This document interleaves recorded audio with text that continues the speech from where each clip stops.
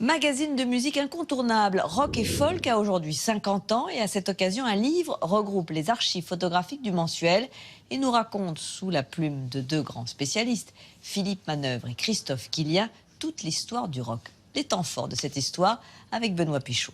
Vous connaissez le magazine Rock et Folk? Ah ouais? Qu'est-ce que c'est? Bah c'est un magazine de rock et folk quoi. Rock et Folk est surtout la bible du rock en France. Créé en 1966 par Philippe Coquelin, le mensuel a été le premier à parier que cette mode musicale qu'on croyait éphémère allait détrôner le jazz et la chanson française. Ils étaient vraiment les seuls à le croire. C'est une musique qui vraiment est formidable, qui vient du rhythm and blues, qui vient du jazz, c'est une musique moderne, il y a le climat du blues, il y a... ça correspond tout à fait à notre époque.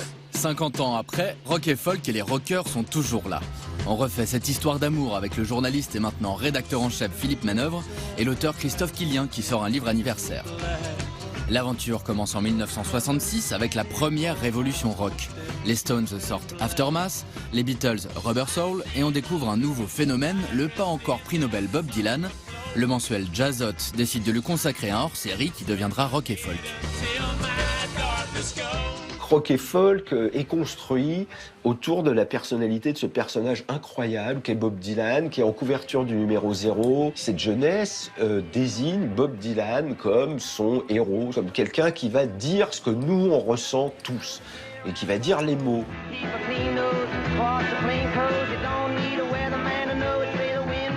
À partir du numéro 6 arrivent les Stones. Et là, une histoire d'amour entre la France et les Stones. Il y a un truc qui se passe, déjà parce que les Stones, c'est un groupe de blues, que Philippe Coquelin est fanatique de cette musique, et donc ça va beaucoup influencer Rock et Folk.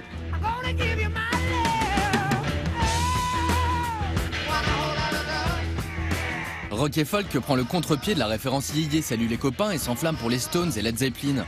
Ils inventent une écriture nouvelle inspirée par les rock critiques anglo-saxons comme Lester Bangs ou Hunter Thompson. On intellectualise le rock et on écrit en mode gonzo.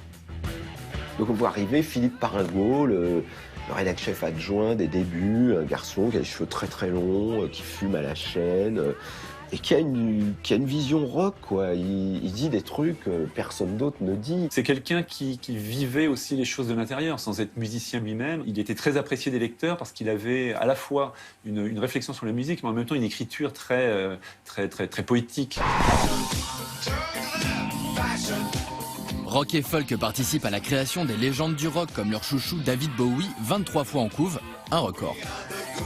On l'a accompagné dans ses délires, ses frasques, ses tours. On était toujours là avec un micro ouvert, à essayer de comprendre, qui nous explique, qui nous dit d'où ça venait. Est-ce que c'était Munch, les expressionnistes? Est-ce que il avait écouté un nouveau disque de Eno qui lui avait déclenché quelque chose? On était là. On a essayé d'expliquer à nos lecteurs au plus près, quoi.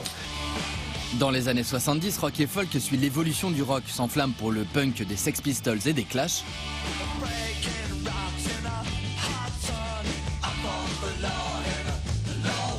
C'est genre, ouais, fuck you, fuck off, fuck bad shit.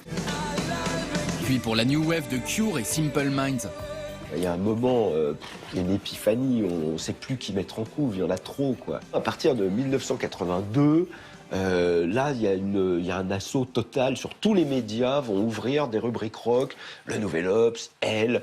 Tout le monde va embaucher les gens de rock et folk. Puis le rock arrive à la télévision grâce à Pierre Lescure et Alain de Greff. Where do you break things in auto route? I mean, it's a violence. I mean, when you start doing things.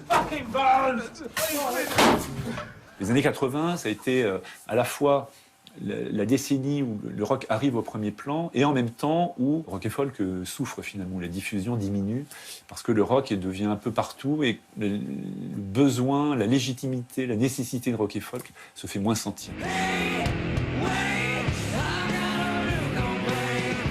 Avec la création de MTV en 1981, la pop passe en mondiovision. Pour se démarquer, le magazine se recentre sur les nouveaux mouvements, s'engage pour Oasis dans la guerre de la Britpop et nous fait découvrir les débuts du grunge. Je reprends la rédaction en chef. Le mois où Kurt Cobain se fait exploser le cerveau, c'est le coup dur. C'est un coup dur dont on ne se remet pas, dont le rock s'est parmi d'ailleurs. Il n'a pas pu, à lui tout seul, sauver le rock, quoi. C'est un messie contrarié.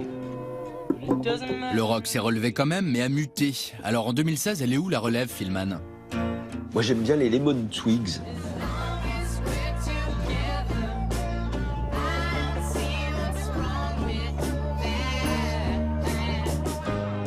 C'est les premiers depuis très longtemps qui écrivent des chansons qu'on a envie, qu'on retient, qu'on peut siffloter, qu'on a couplé un refrain, un truc un peu, truc balèze.